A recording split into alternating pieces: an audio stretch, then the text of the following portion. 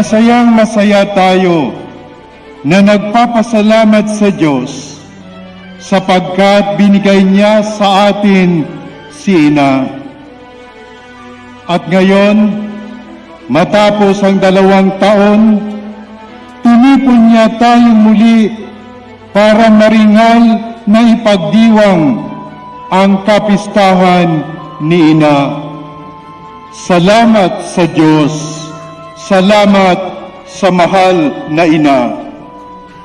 Tunay ang pagmamahal at pagkalinga ni Ina sa atin. Hindi niya tayo pinababayaan. Binabalot niya tayo sa manto ng kanyang paglingap sa atin.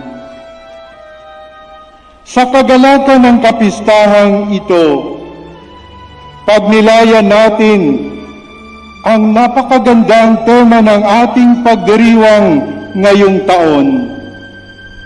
Si Maria, ang kalakbay natin tungo sa simbahang sinodal o sinodo. Mga kapatid, ang ating simbahan ay sinodo. Ibig sabihin nito, tayo na mga kabahagi ng simbahan ay sama-samang naglalakbay sa landas patungo sa kaharian ng Diyos sa pamumuno ng ating Panginoong Hesukristo at sa pamamatnubay ng Espiritu Santo.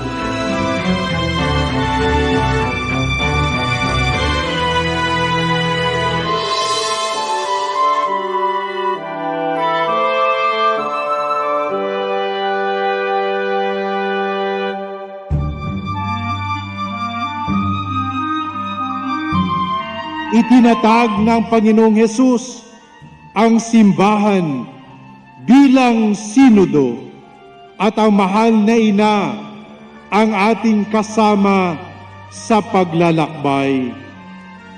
Isabuhay natin ang diwa ng sinodo sa ating mga pamilya at mga pamayanang Kristiyano.